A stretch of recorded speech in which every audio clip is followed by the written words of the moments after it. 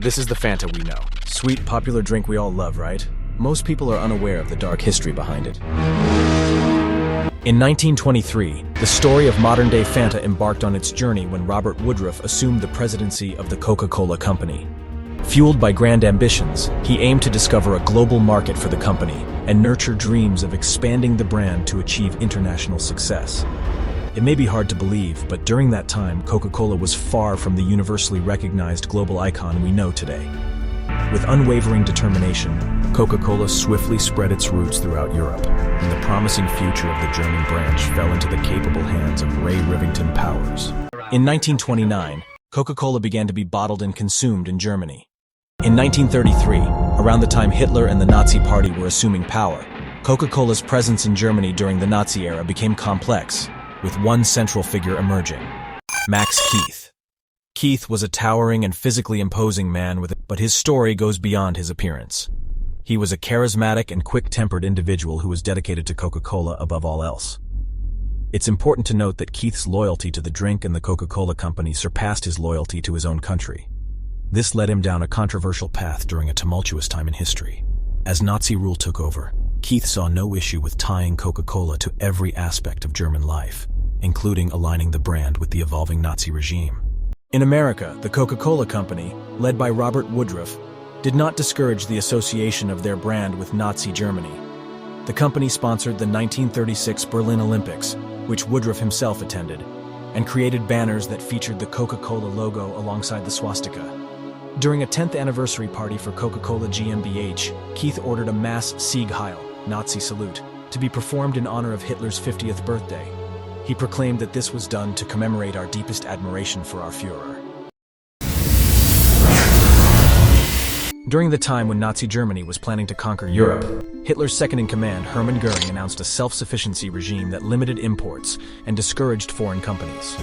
Coca-Cola's president, Robert Woodruff, like many other U.S. executives, aimed to safeguard his European business. It is said that Hitler enjoyed sipping Coke while watching Gone with the Wind in his private theater. In his book, For God, Country, and Coca-Cola, Mark Pendergrass notes that some business people, like Henry Ford, were Nazi sympathizers, while others, such as Walter Teagle of Standard Oil, saw nothing wrong with doing business with the Nazis. With the attack on Pearl Harbor, the United States formally entered World War II and declared Germany an enemy. While other multinational businesses operating in Germany at this time were unable to make products, Keith was determined to still produce something. So he made a tactical decision. He oversaw the creation of an exclusively German soft drink. Keith had chemists concoct a soda that was vaguely similar to Coke, caffeinated and with an unidentifiable blend of tastes. But rather than being made with the secret 7X Coke flavoring, this product was made from the leftovers from other food industries, mostly scraps from produce markets. This was usually fruit pulp, like apple fibers from cider pressing and whey, the liquid of cheese curdling. The resulting liquid was a translucent beige that more closely resembled today's ginger ale.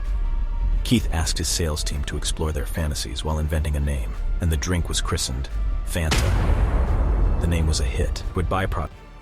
Meanwhile, Fanta, labeled as a product of Coca-Cola Germany, kept both the business and the brand alive.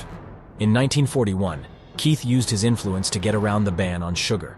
Thus, Fanta tasted better than rival drinks. Housewives even sweetened soups and stews with it. Fanta sold 3 million cases in 1943. Keith also kept Coke employees like American Carl West, who'd unsuccessfully tried to flee occupied Belgium. The war ended in 1945. Technical observers, with the victorious Allied military, took control of Germany's industry. Keith welcomed the TOs, but they refused to employ him, with one calling him a second Hitler. Woodruff decided bottling should be handed back to Germans, and sent an investigator to Germany to check out Keith's war record. He found Keith had fought intense pressure to join the Nazi Party, and refused requests to give senior positions to top Nazis. Keith also gave Coke the profits he'd made on Fanta. Woodruff eventually reinstated Keith, who went on to become Coca-Cola's chief for all of Europe. However, some bottlers who were opposed to Keith's leadership referred to him as Superführer. As for Fanta, it celebrated its 75th anniversary in 2015 and is still sold today. Coca-Cola released a version of the wartime recipe called Fanta Classic, which came in the original bottle, although Coca-Cola pulled an ad that suggested Fanta was not associated with Hitler or the Nazi Party. However, the truth behind the history of Fanta is more complex than that. That's all for now. Have a good day.